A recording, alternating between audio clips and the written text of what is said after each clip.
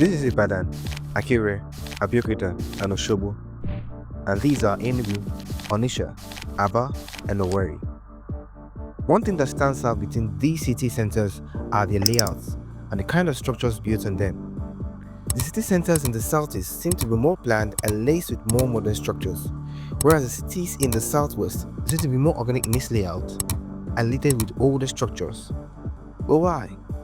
Beyond the bantering and the dragging between these groups, the Igbos and the Yorubas on social media over these cities' layouts, the answer to this isn't totally about who is richer or poorer, but it's deep in history and culture of these two groups.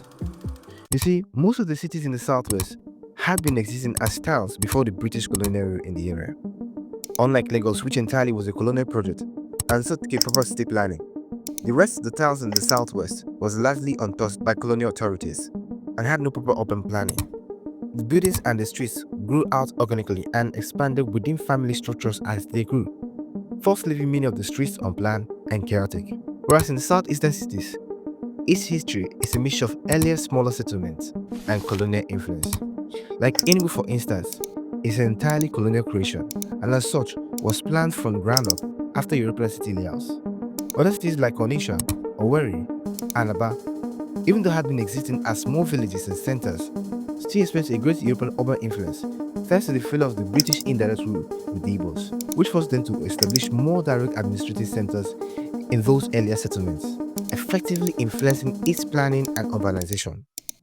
Secondly, the cities in the southeast were the main theaters of the Civil War, which effectively erased most of its older structures, meaning newer structures were built to replace them. But this wasn't the case in the southwest. Then there's the culture and geography. Looking at the two groups, the Igbos are more culturally incentivized to demolish and build newer and taller structures, unlike the Yorubas who aren't, and are more likely to building expansively at new locations rather than demolishing older structures, thanks to the availability of lands. Would you want a full video on this topic? Let us know in the comments. Subscribe to VISTA.